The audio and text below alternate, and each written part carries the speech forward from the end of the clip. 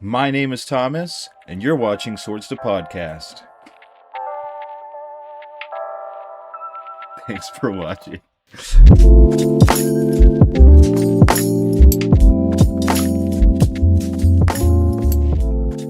Happy New Year, and welcome back to another episode of the Swords to Podcast. My name is Thomas, and I am not joined by Adam today, but instead two very special guests. Hey, I am Andrew. I am half of Sideboard Therapy. Hey, I'm Graham. I'm the other half of Sideboard Therapy. And it is great to have you two fine gentlemen with me today. So the saying goes, right?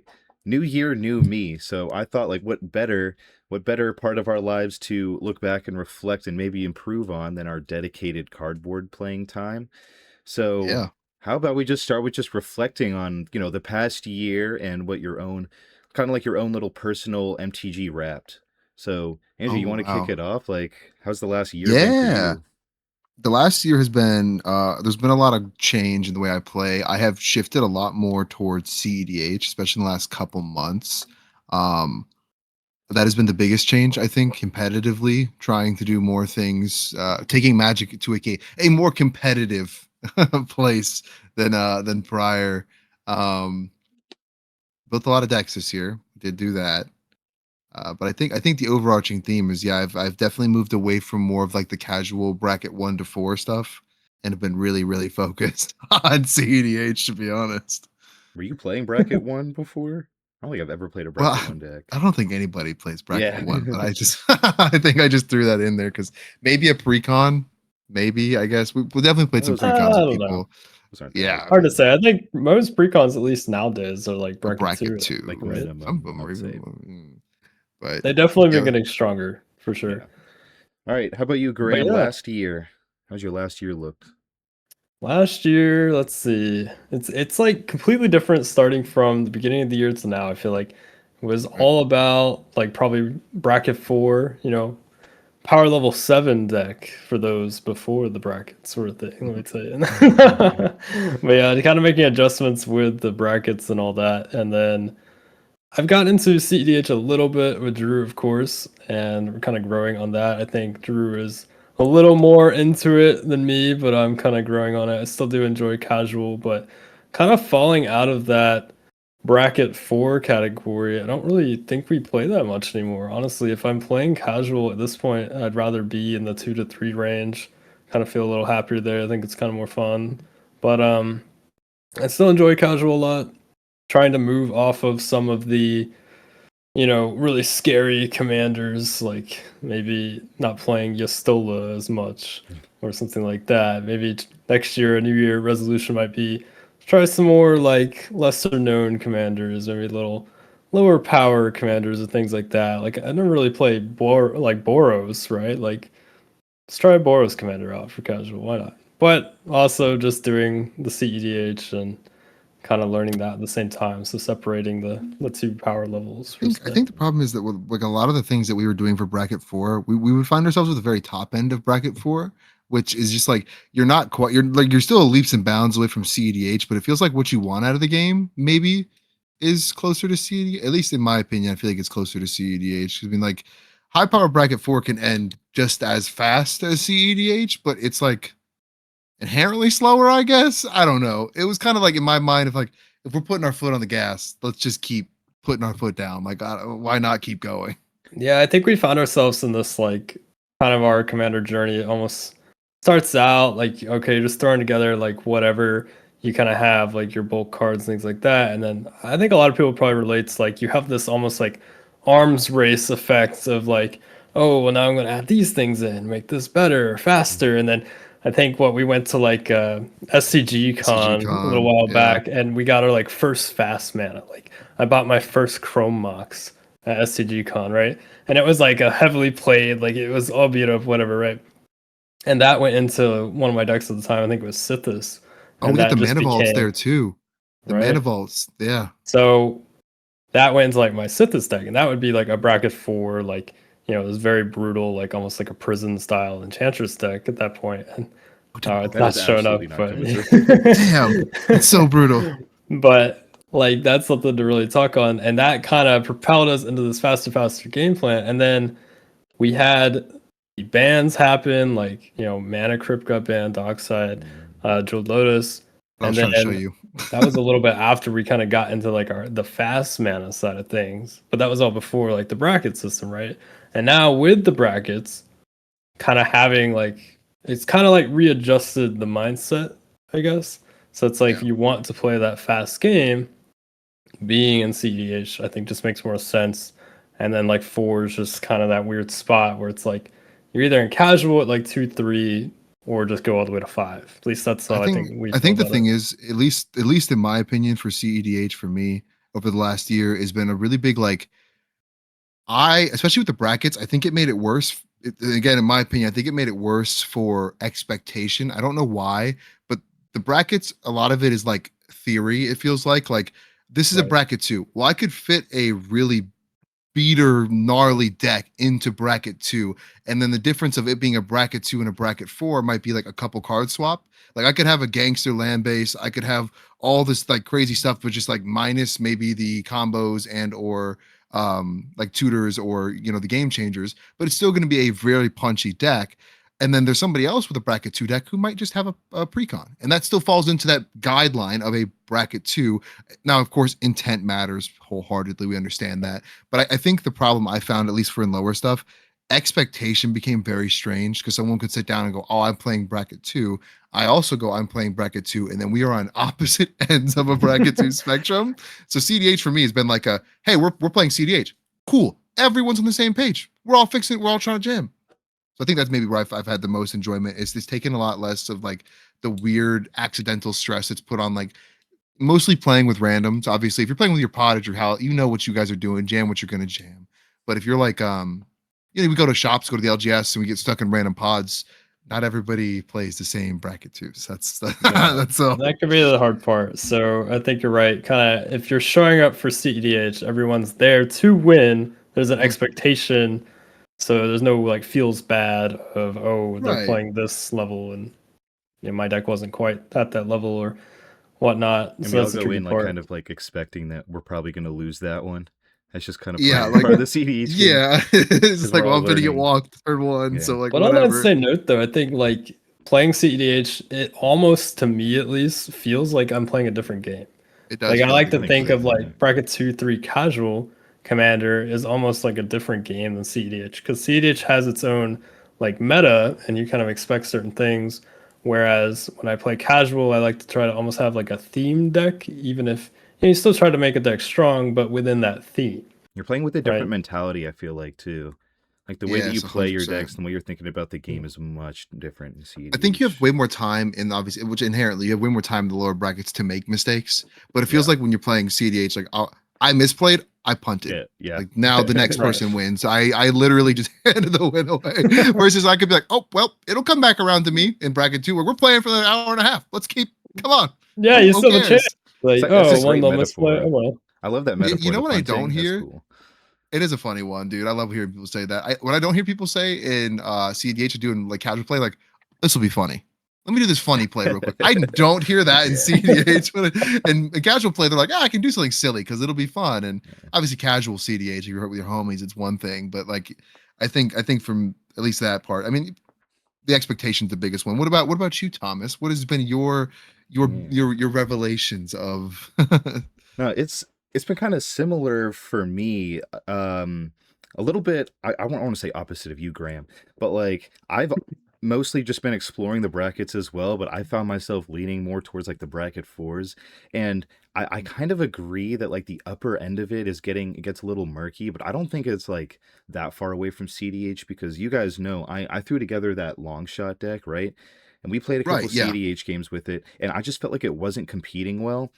So, but I didn't really make any change, and I'm like, okay, this is just I built it CEDH, but this is just a bracket four, and the difference Mhm. is like kind of the cards you're putting in, but the way that I've kind of come to understand the bracket number four as it is you play whatever cards you want, you play all the very best cards, but you're not playing to what other people are doing, right? Because the whole point, like you're playing Sure. your mental misstep because they're gonna have their one mana like counter spells, that kind of thing. It's like Granted, Right. long shots red. I'm not gonna have that, but that kind of thing. Right. My other bracket 4 is Abdel Adrian, and that just uses its own combos. It's not built to compete against a bracket 5 or CDH deck, right? But it's still insanely powerful and just plays all the best stuff. Has, you know, your mana vault, all your moxes, all that stuff. So, you know, I've just kind of exploring that, and I've leaned a little bit more towards bracket 4 because I like just making a deck as powerful as I can and seeing if I can break a commander.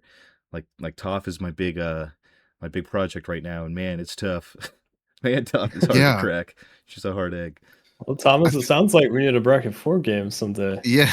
Dude, Yeah. that's what I've been asking. Every time we go to play a game, it's like, let's play CEDH. And I'm like, CDH, okay, yeah. Well, see, it's like, you know, also I okay. think at least near us, I feel like a lot of people have now like stepped back from bracket 4. I feel like it's a lot more popular to be in that 2-3 realm because it is more Mhm. accessible inherently, just to have less game changers. And I think now it's super funny. Like I had a Taval list pre game changer.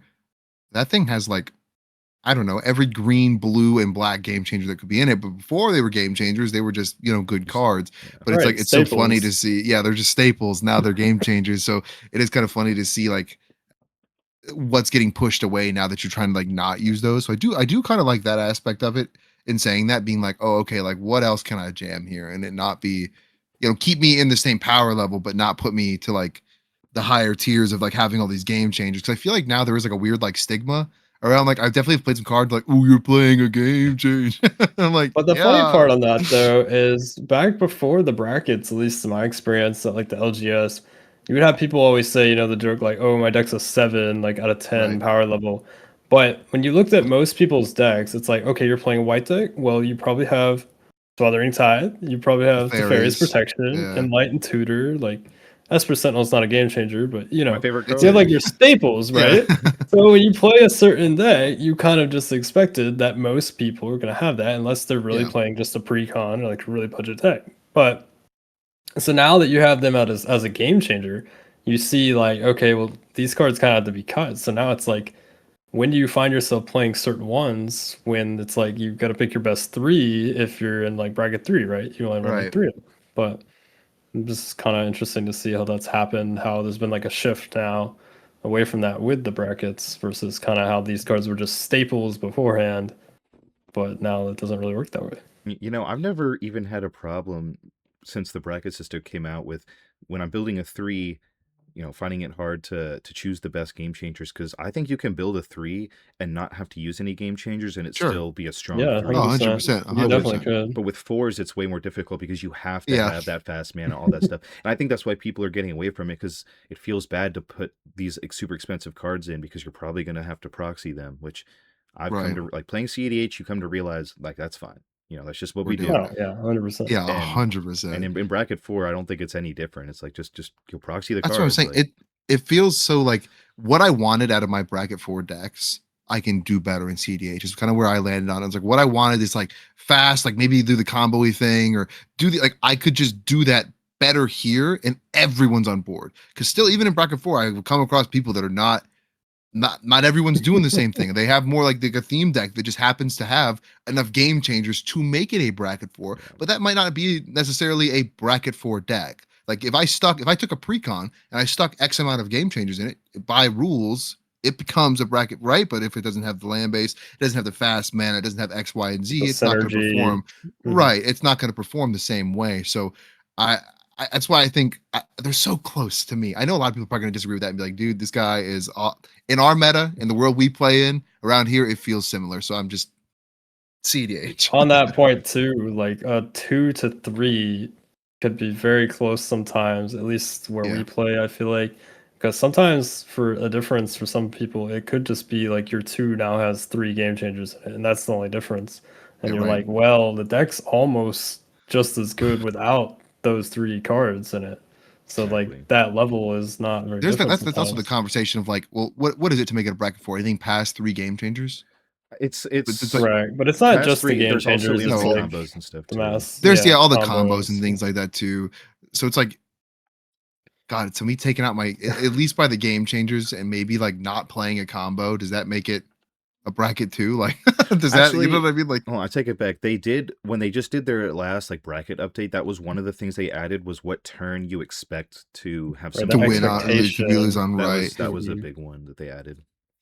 Right. That's true. I do Talks remember. about Yeah, how fast it I is. think was bracket 4 like. I think bracket 3 is maybe like turn It 6. was I like think 6 bracket at 4. least. 4 is I like, think bracket 4 is what, like, got to be like at least I turn think like 4 4. I maybe. think it was like 4. And CDH I think was just its own thing where it's like they could win on any Like, I turn. mean, Right. you So we can got win bracket on 4 turn one. is you're playing at least 4 turns. Bracket 3 is 6. Bracket 2 is 8. Bracket 1, which is expedition, which is just whatever silly stuff anyways, One is plays. 9. And then CDH is just, hey, ball out, king. Yeah. Do what you can. I still feel like most of my like bracket 2 or even 3 games end up being like 10 turns at least. Yeah, they Uh, definitely go way longer. I think it's just because there are more telegraphed plays. Like you are playing, like you said, a lot more synergized decks. So like I might be playing a Kindred Cleric deck, like you have your Kindred Cleric deck, or Right. like you I know what you're doing. Yeah, it's very clear to me what lines you're chasing here. That's I think is what we kind of talk about, like more intent, I think, of the decks. The deck's soul.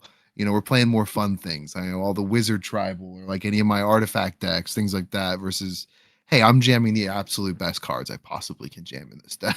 And you had the funny plays like you were talking about earlier. It's like Yeah. it's just less serious. It's like you want to play to have fun. You're not really going Oh, for the win on 100%. turn 6. You just want to enjoy the game. I think that's Yes. what we're Yes. seeing. Oh, 100%. I think there's gonna be an update. If I'm not mistaken, I'm gonna say January. I know that's gonna be wrong, but it's within the next like 2 or 3 months that they're gonna do another commander like update whenever their panel Mm. thing is. And so maybe they'll Yeah. alter the game changers. Maybe they'll do something else, but we'll see. We'll see what happens there. It'd be interesting. Do you think they're gonna ban anything in the update? I know So they weren't that doing any bans for this year, but what do you think? well That first update that comes was around the corner. that was one of my questions. So let's get into it. So talking about New Year's resolutions, like I said, there's two things that we can improve on. It's our play style and then just the game in general. So I was gonna start Sure. with the play style, but since we're already kind of on there, let's go to the actual game. How can we improve the Yeah. game? What card do you guys think, if you could pick one to be unbanned first and then pick one to be banned first? I know I'm Wow. putting you on the spot. Do All you right, guys I have got one something? to be unbanned. It would be a horrible mistake, and I would be so happy about it. Oh All right, God, which go. one is it? Yeah, let's hear it. Golos, Tireless Pilgrim. Okay, lap. You take a lap. I don't hate that because No. I never understood why it was banned in the first place. I mean, okay, I do know, but it's like come on, it's like just let people play the game. I opened one. Was it M21? Is that when it, or M20? Yes. One of those. Something like Something that. around there. Yeah, right around there. And I opened one and I'm like, oh, this is so cool, and it was worth some money. And then it got banned, and I'm like, oh, this isn't cool anymore.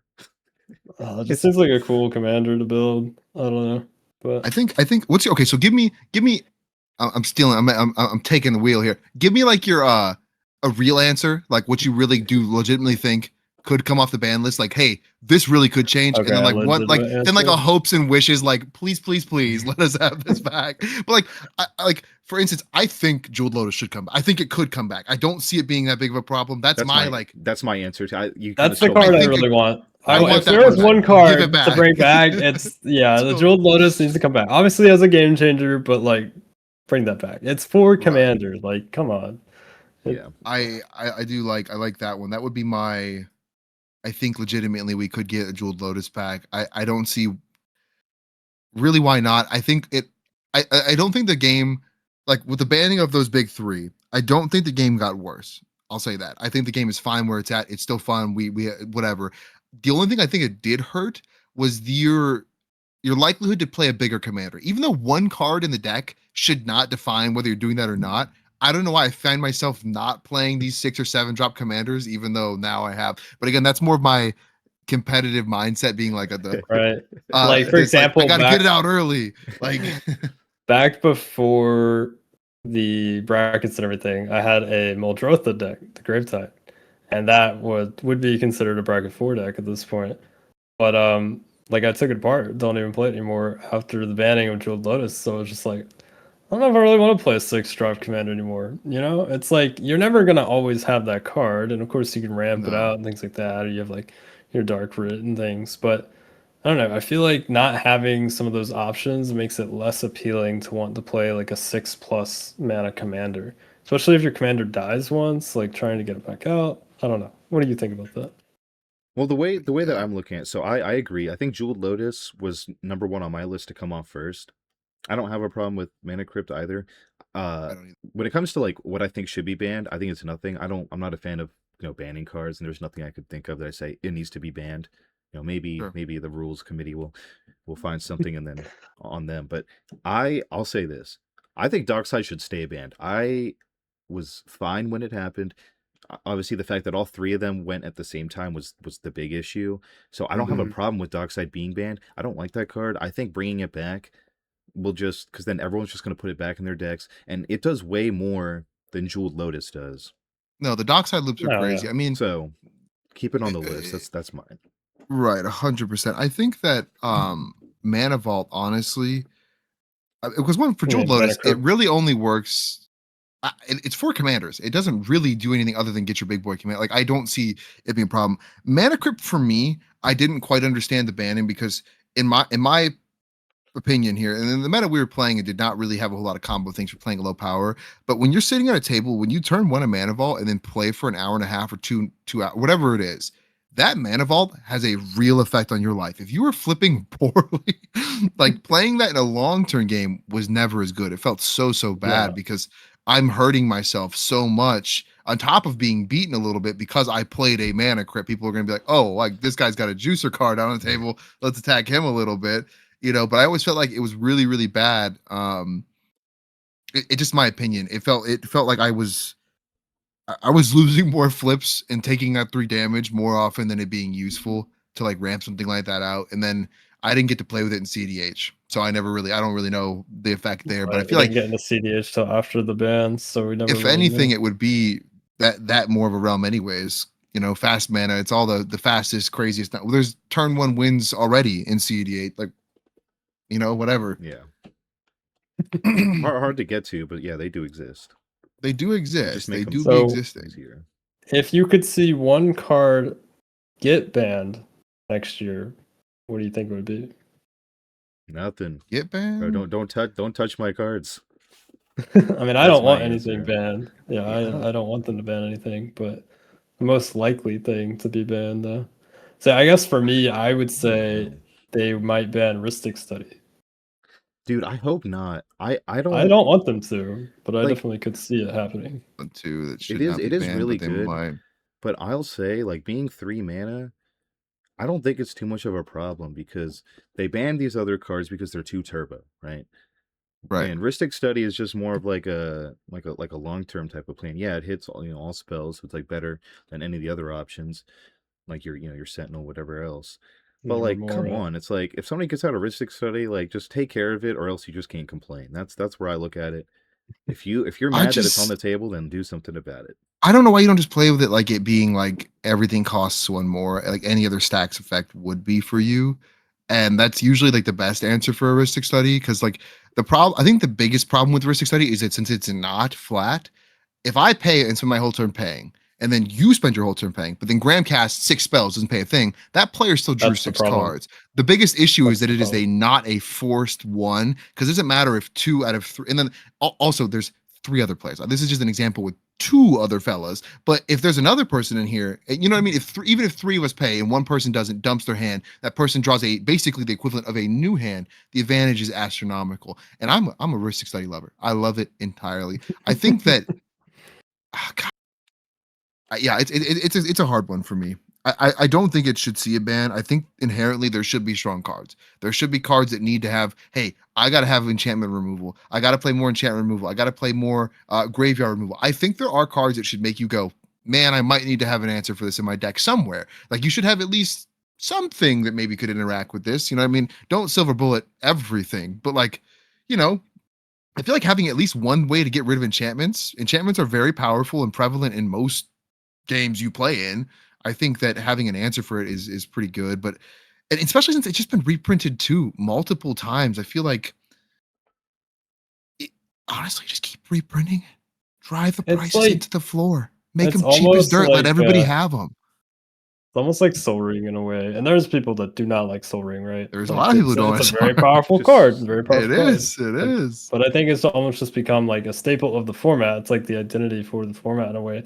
And I'm not saying that Risk Study is an identity for the format, but it's something that's been here so long and so well known. It's kind of like, well, at this point, it you feels should like you just can't know just how to keep play cutting the around head it off. at this You can't point. just keep cutting the head off these snakes. It's like, okay, cool. We got rid of this powerful thing. And then it's like, we're down to here now.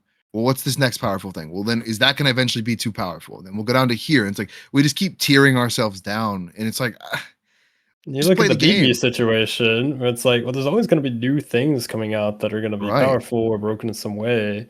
And then it's like, are we always just going to be chasing like the next thing? Like, oh, well, That's what I'm we got saying. that snake. Now there's another one. Like, I mean, especially the when Hydra when head things is- like Nadu got printed, and that Yeah. was Right. where that was, which again, that got sniped pretty quickly because of how damaging it was. But like, just talking about the power scale and how things are constantly evolving and getting printed, that like, hey man, like, not to say that Risk Study is not a problem. Risk Study is gnarly, and especially in lower pocket games, I see where it could be a hard thing to deal with. You know, if you're playing, but again, I think that is where like a lot of the core of Commander comes into play. Is you're supposed to talk to each other, you know, and we're supposed to sit down, and especially with these bracket things now, I, I don't know. I feel like a lot of cards that, maybe not a lot, maybe there are some crazy stuff on that ban list, but maybe now that we have these restricted things, should they not just be game changers now?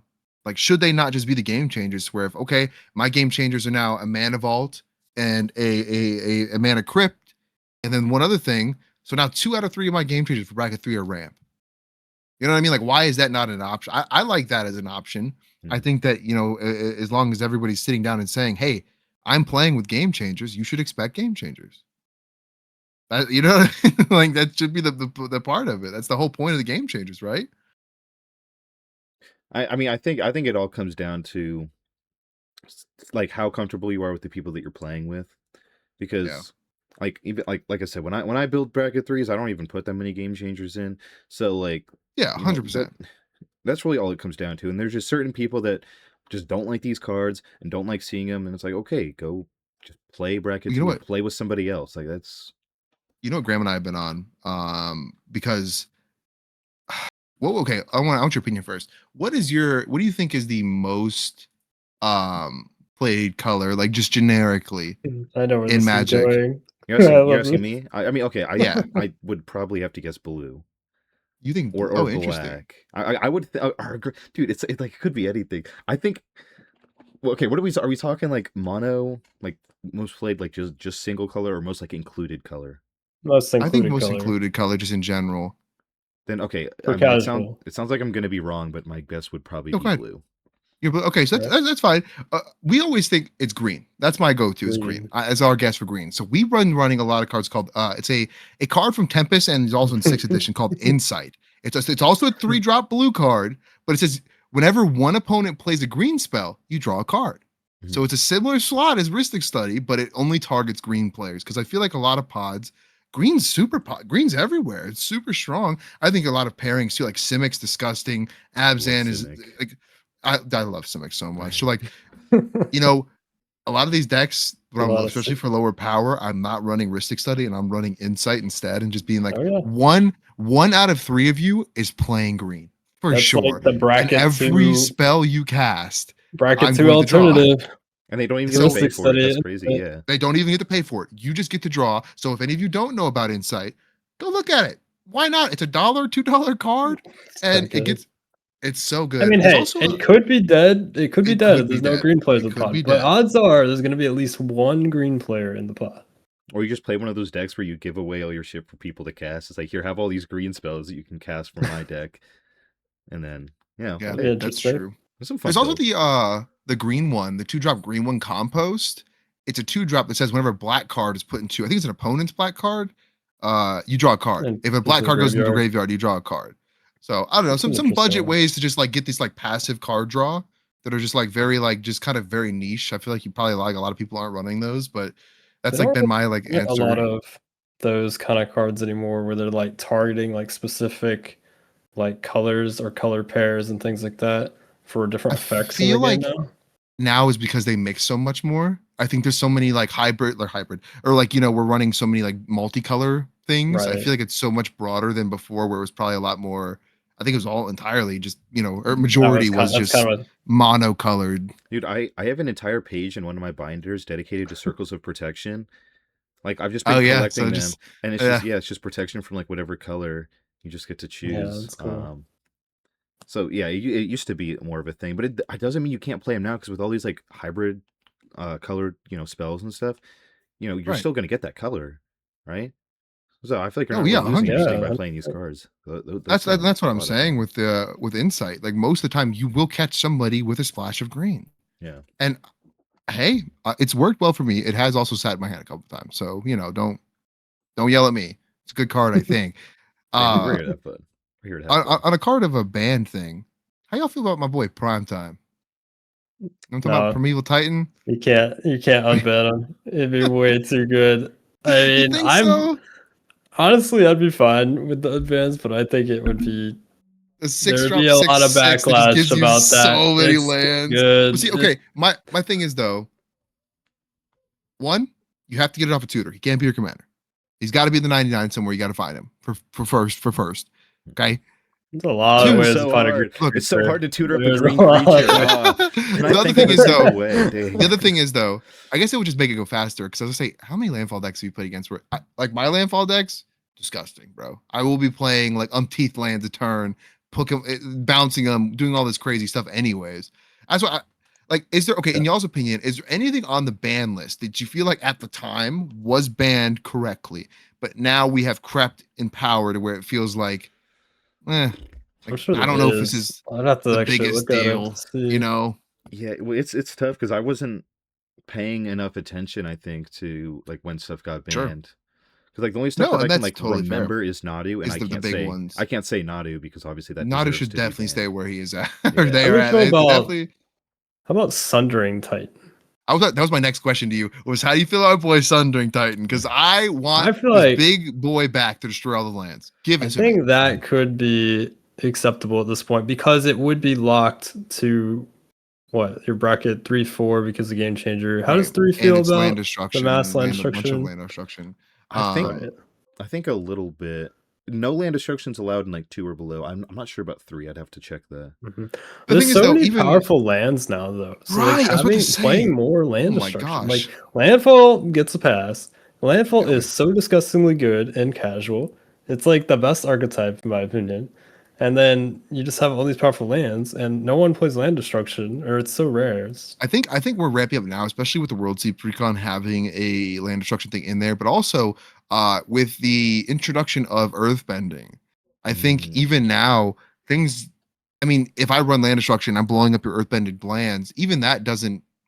They come You still back. get them They, back. yeah, they come right back. So so good I, about I earthbending. think It's I crazy. think landfall. If you know Graham right, you've heard us complain about this enough. Landfall's got to pass for far too long. I love landfall. It's very abusable. It is the Same. only I thing in the love it, game but that you get benefit from doing the one thing everybody else is doing. You're just putting lands down. That's it. And then you get all these crazy things. I love it. It is so good. And there's all like you said, so many disgusting lands. But it's like I think my boy Sundering Titan should come back. I mean, it's just you choose a land of each basic type and destroy those lands. So it's like it's a lot of land destruction, but like if I'm casting one of these other ones that just destroys all lands, or like Armageddon, or all these white ones that Cataclysm, I think is another one. They get rid of like the entire board state, anyways. How is that different? Is more what I'm thinking. Like, are there not I guess because Thundering Titans may be more blinkable or repeatable. right. Is maybe the issue there? Like, I because think it's that's the issue because you could almost set up like a prison kind of effect where you're just like locking people out by like that repeating. exists still already though. Like But I there's have other ways to do that. Stonehorn Dignitary in my Blink decks just makes it to where nobody has combats ever again. So it's like that it exists. It's not nice, but it exists.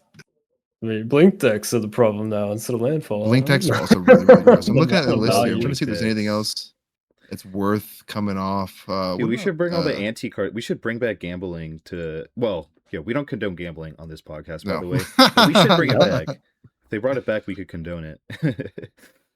I don't know. Yeah, we could. We definitely could. What about Gristlebrand? What was wrong with Gristlebrand? Let's look at him. I don't even think Golos was I the. like Was it pay 7 life to draw 7 terrible? cards. Oh. Is that like that's not a one-time turn thing. That is just a You answered your own yeah, question. yeah. Never mind. We pay 8 mana. It is 8 mana to get out though. Well, 8 there's ways mana. to cheat it out though. There are ways to cheat it out, and then you pay 7 life to draw 7 cards. So how many times could you do that? hypothetically, the thing is though, for me, I guess you have a draw because it's just at any time too. Instant There is no speed. restriction. So yeah, you just wait for someone's end step. Pay what is that? 28. Draw 28 cards, and then you're probably, or you can do it one more time, That's maybe exactly what they're doing with 35. Necro. You go to Well, that's what I was gonna say. Is like you 35. could just do that with Necro You go now, to but I guess 35. if you don't have a flash enabler with Necro, it doesn't really matter because you're gonna end up. So Yeah, there's that 'cause- hindrance. Yeah. As if that's hard. Tell them to stop reprinting cool Gristlebrand art. Then that's got to be illegal. Stop putting cool art if I can't play it. What are we doing? Maybe they're just getting ready to take it off the list. It's like a sign.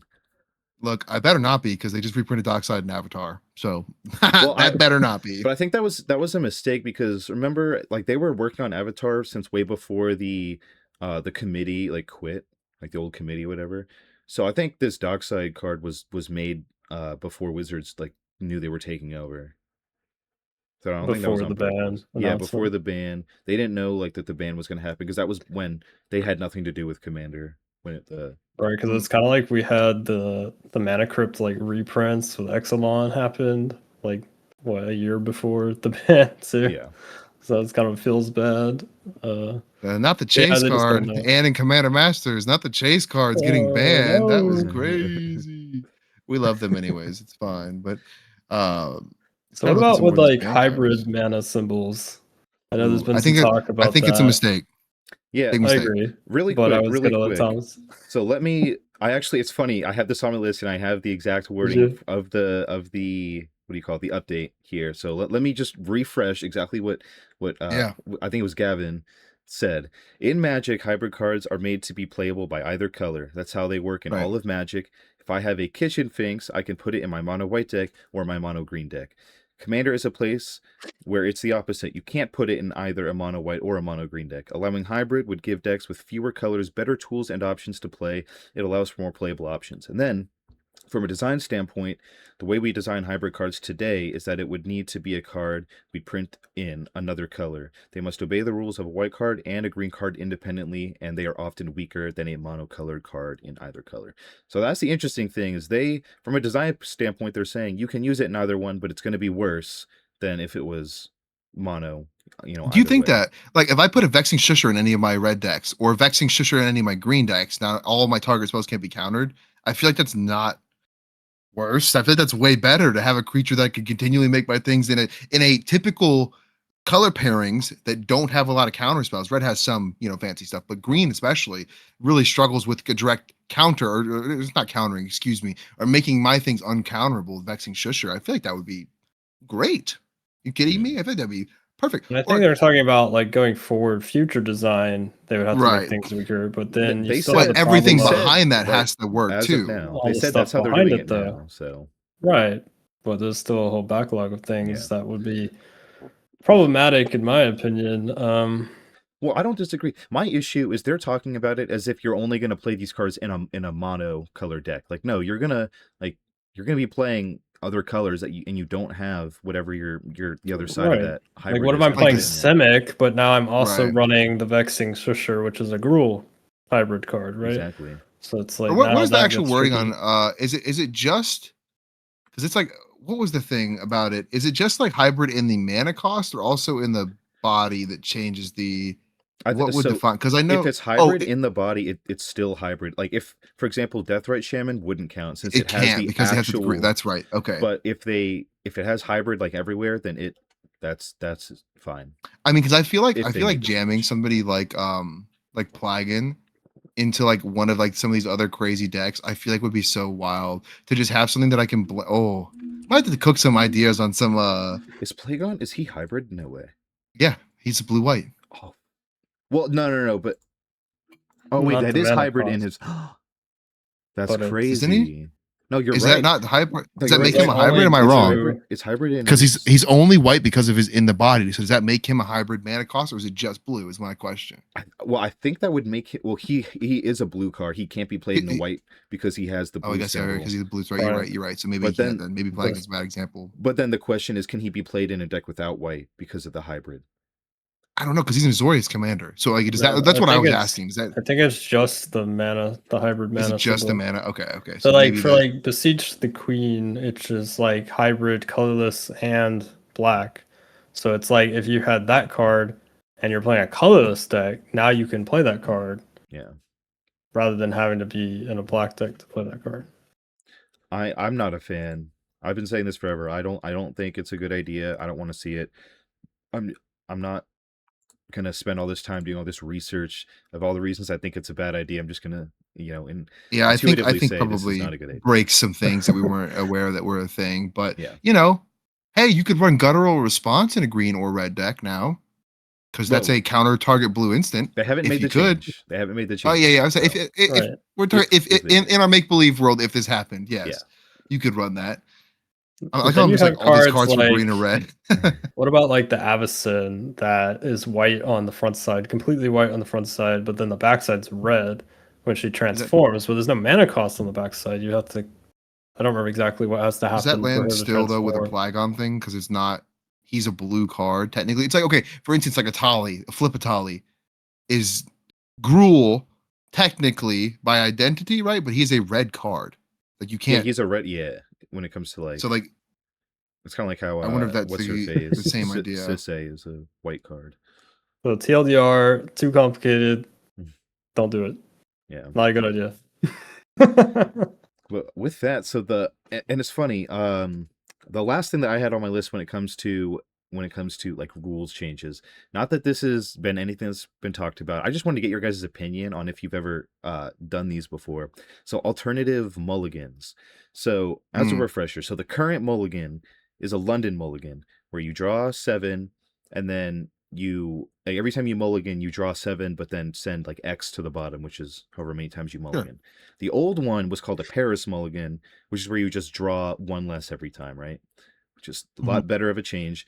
There was also one that they had intermediately, which I learned about, called the Vancouver mulligan, which was the same thing as Paris, where you just draw 1 less every time. But if you have less than 7, you just get to scry 1 at the beginning.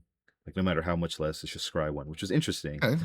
And then there's the most popular house rule, which is the Houston mulligan. I'm sure you guys have heard of this one, where you draw 10, keep 7, Back 3. send Yeah. 3. And then the last one I wanted to throw your guys' way. So technically, there's the Commander mulligan, which isn't like an official thing, but it's just where people, give like free mulligans because we don't care, we're playing casual Commander. Sure. But there used to be a rule, and I was reading up on this a little bit. It used to be a rule, and I'm going to read you the exact wording of this one. It's super interesting. The Commander variant uses an alternative mulligan rule. Each time a player takes a mulligan, rather than shuffling his or her entire hand of cards into his or her library, that player exiles any number of cards from his or her hand. Then the player draws a number of cards equal to 1 less than the number of cards he or she exiled this way. Once a player keeps an opening hand, that player shuffles all the cards he or she exiled back into their library. I wonder. Oh, they go back into your library after you keep a Yeah. hand. Oh, okay. I don't know how long Interesting. this was a thing, but it was an official rule at one point for Commander. But That's interesting. So you're not able to redraw any of the things that you Yeah, already. that you already had. That is interesting. well, no, they go back into your library. I But think- like in your After, after, not but in you your gotta keep opening your hand hand. first. yeah. So you like send what you don't like away and then draw until you find stuff, which is weird. It is I can see interesting. why I it's don't know not a how I thing feel about anymore. that. Yeah. But Houston Mulligan, have you guys done it before? Because I no, have I've wanted not. I don't to. think I wanted so, to look no. into it because I've heard some really good things about it. Because you can like cater, like you draw your 10, send 3 away, like you get to cater your hand. It makes it a lot better. Maybe you make some games shorter, like in casual. Like this doesn't Sure. have a place Right, in of course. CDH, but in casual, just make the games maybe not take. Sometimes they can take forever, and it helps people out a little bit because it kind of sucks when you're playing a casual game. You have just a bad opening hand, bad draws, and you're just kind of stuck. Watch it's for an just hour and not- a half. Yeah. Yeah, so Yeah, it's just no fun. But I think on the flip side of that, though, to be fair, a lot of it comes down to in deck building. Like you have to build a good deck that's got the right proportion of lands and ways to find lands, and you're fixing and whatnot, right? Because like you just build a deck, I'm like, oh, I'm gonna run 32 lands and I have 15 7-drops. It's gonna be great. Like that's not gonna work, yeah. right? So No, it's I mean- like you can't just rely on, oh, I'm gonna get 5 free mulligans to 7, and that's gonna fix my problem. Because I think that just like kind of like builds a bad habit. And yeah, it's casual. So I think there's a world where okay, maybe you get like 1 extra if you're just all lands or like all no lands. You don't want to sit there and Right. do nothing. You're trying to have fun with your friends, but I think there has to be some limit on like how much you're mulliganing or something to like try to reinforce like you need to build a responsible deck build at the end of the day, like because you're just trying to rely all on mulliganing as much as possible. Then what does it come down to? Yeah. No, I think hey, definitely. I don't disagree. I just wanted to see what your guys' opinion on it, because I don't know. in casual, some people do some crazy things.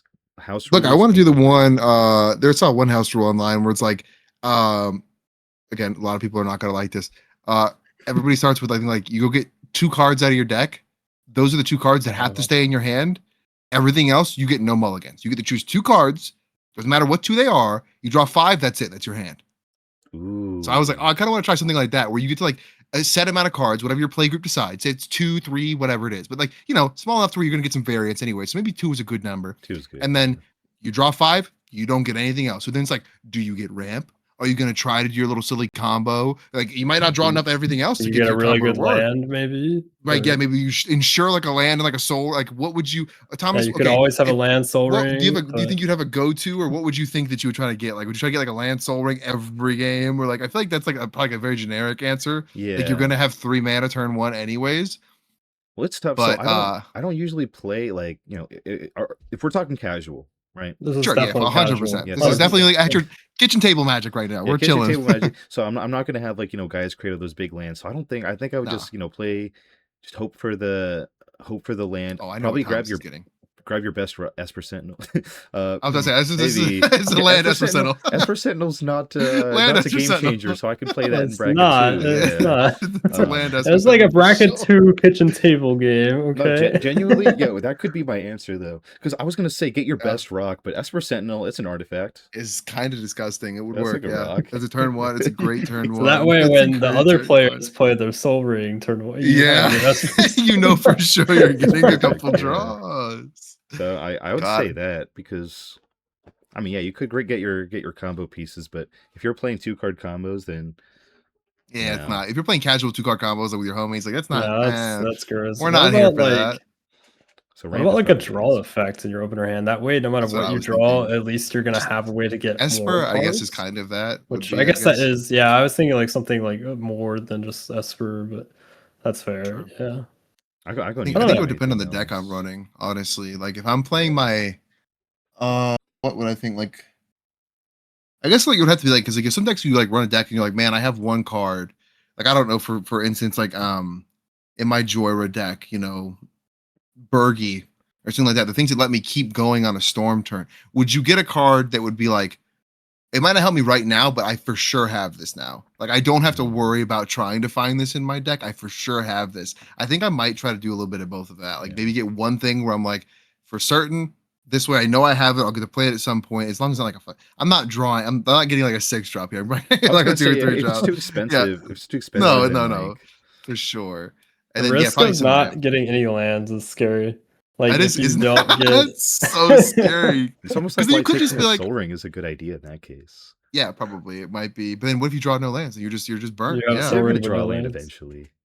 Like eventually, come on. Unless you built your deck right, right? Okay. Wait. Here we go. How many lands do you run on average in a casual deck, Thomas? 35. Oh, I mean, Did I ask? I was gonna say No, you're 36. excited. Usually my like starting number is like 36, depending on what it, like if I'm playing like something with like heavy ramp like green, I'll go lower. In my bracket 4 deck, it's more like 30. Maybe a little bit Nice. more, depends. But that's usually So what I Andrew mean. over here What about you guys? on the 35, solid 35 for you. I think so. I think a lot of my maybe honestly, I think it's like baseline is 35 is like my baseline. I probably find myself a lot more in the 32, 33 range. But a lot of my decks, like okay, for instance, Plagan, it's a blink card draw. Everything in it is card draw. It is just straight. I will have my deck in my hand, Yeah, you and don't then need more. a Joyra. Every time you cast a Sorc spell, you draw a card. I'm a big card draw wins games. So like I feel like a lot of the decks I play, which you have to get there. You have to get to the point where you can get to the card draw. But a lot of decks I end up running, I have a lesser land count, a lot more, maybe like you said, ramp, rocks, things like that. And then we draw into it. It always ends up It's an panning interesting out. conversation because it's like if you are able to get enough mana to get your card draw online, then you can draw into more lands, but Right. you're also drawing into more gas and not flooding as often because you're playing less Right. lands. But then you have the risk of like you have It to is keep not a a hand that guarantee. gets you there, It is and it's not a not guarantee. guaranteed. But that's what you said. It goes back to deck building. Obviously, knowing your lines, knowing what you want to like be getting. You know what I mean? Like if I'm like, okay, I can like in my mind in Plagan, I know due to my mana curve, I'm probably catching like 2 lands. If I can get 2 lands in my opener, and then maybe like a turn 1 play or something like that. I know it sounds insane, but I know if in my mind, I'm running a lot of low lands here. Like 2 to 3 lands, huge. Keep that. So like it's like I guess knowing your deck, like what you're looking for and what you should expect out of it is a big part of that though. Like don't just, raw dog somebody's list online and be like, let's hope That for the kinda, like, best. you Yeah. go into like a landfall strategy, and for that, I would say some people run like 40 plus. I think for me, I'd probably want at least like 38 for Yeah. landfall, like because you're trying to play multiple lands a turn, so you have to have True. multiple lands in your hand to play a turn, right? But I would say I think a rule of thumb, if you're using the same number of lands in every single deck you build, I think you're building decks wrong. oh, 100%. So Yeah, it matters That a just lot takes time. less than the It list. just takes time and learning of like what you can and cannot do of like really trying different archetypes and trying to add those, like you said, like making sure you do have enough things that ramp you and just go and find that answer for you, or like you said, the card draw or things like that. Just having those answers in your deck, um, they just kind of works out Yeah. over time. I guess to answer my own question, my greediest decks run 33 without MDFCs, but then if you add MDFCs, it's like, gets you up to that 36 range if you count So we're about those. the same. yeah, that's not even okay. egregious. That feels No, like that's fine. Maybe like That's normal. 34 Yeah. plus 2 or 3 MDFCs or something. I sometimes. remember when Jeweled Lotus and Mana Vault were allowed, and I had a Shorkai deck that I could turn 1 Shorkai with a land Jeweled Lotus. That deck had no lands in it. That was the most greedy list I think I've ever run. A It bunch had of like artifacts in that 30, deck. maybe 30 lands, and then like every rock I could have just piled in there for some reason. It was fun to be able to like land Jeweled Lotus Shorkai. Forget about it. That was beautiful. all right. Alright. So the last thing that I had for today, because we're getting a little bit close to the edge here. Going back to our talks about New Year's resolutions, how you want to do better. We talked about the format, what we want to see change. Deck building a little bit. But how about like with yourself, like how you play? And I will say, Andrew, this was your idea.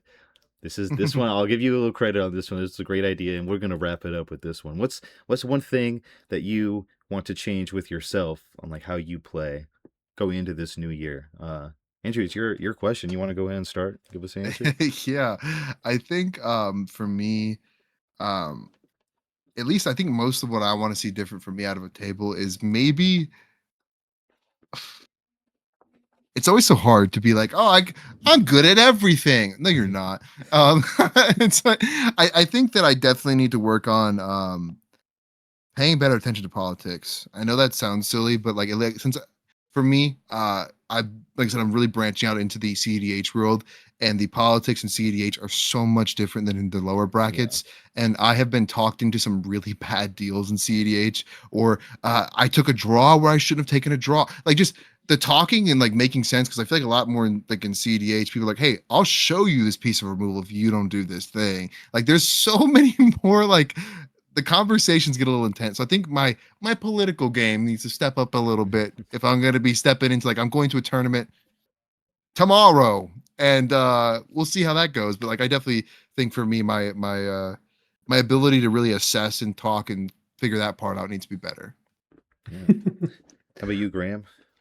Well, I mean, I agree with what he's saying about the CDH thing. Like with both of us learning that, you got to be on top of your game, like politics and everything. Make them show you. Yes. Make them show it to you. Thank you Don't for saying trust them. that. Thank you for saying People will lie that. to you in tournaments. Make them show you that they have it. Yes. Or otherwise, don't take the deal. But yeah, for me, I think there's some learning with CEDH and all that. But for casual, I'm a control player, filthy control player. But this year, there'll still be some control. But I'm trying to branch out a little bit. I talked about maybe building like a Boros deck, getting a little aggro games Feather. in, something like that. So So no blind maybe a obedience? Bracket 2, Boros. What's up? So no blind obedience in that Boros deck. Maybe No, not. no We might have to authority of the put- console. I don't know. Authority, tap creatures so you guys can't block my creatures. Yeah, We'll for see. We'll sure, see. for But that'd be fun. Try to just kind of branch out, play a few kind of different strategies I haven't really messed with as much. I think would be fun. Yeah, no, it's awesome. So sticking on the theme of learning from CDH, quick PSA: if you're not already playing, you really should. It's so much fun.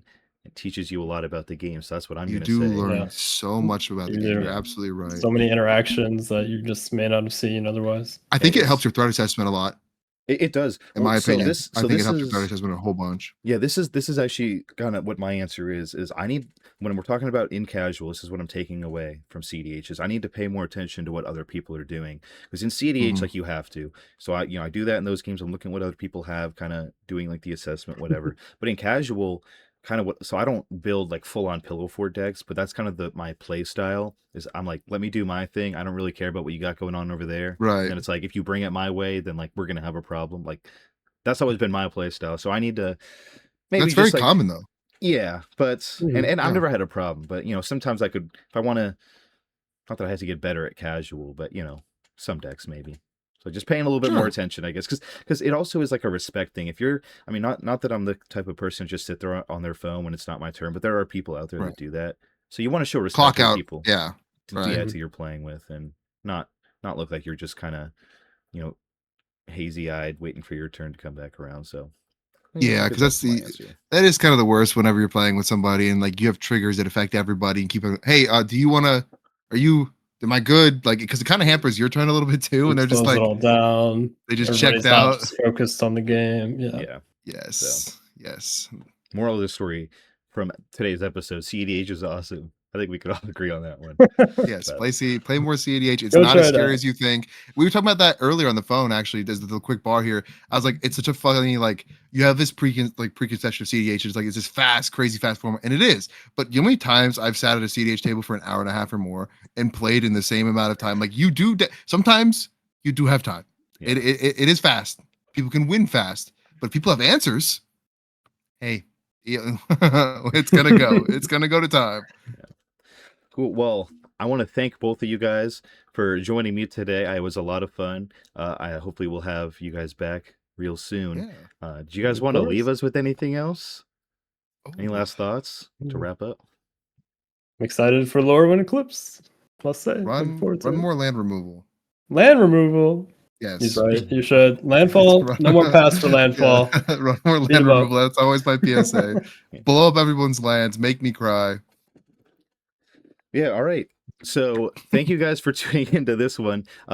If you guys, like what we were saying, maybe disagree with anything, let us know in the comments. Make sure to check them out. It's what is it? Just at Sideboard Therapy on everything. Just about everywhere. Just about I think. everything. Just about I'll everywhere. Yeah. Obviously add the link. Their stuff is really great. Posting multiple times a day, so you'll always get your fix, when ours is once a week. So right. So with that, thank you guys again for coming in. Thank you everybody for watching, and we will see you on the next episode. See you guys. You're gonna say goodbye. Say goodbye. Bye. I don't Bye. get to say- Sorry. We Bye, went. okay, Sorry. thanks for having Bye. us.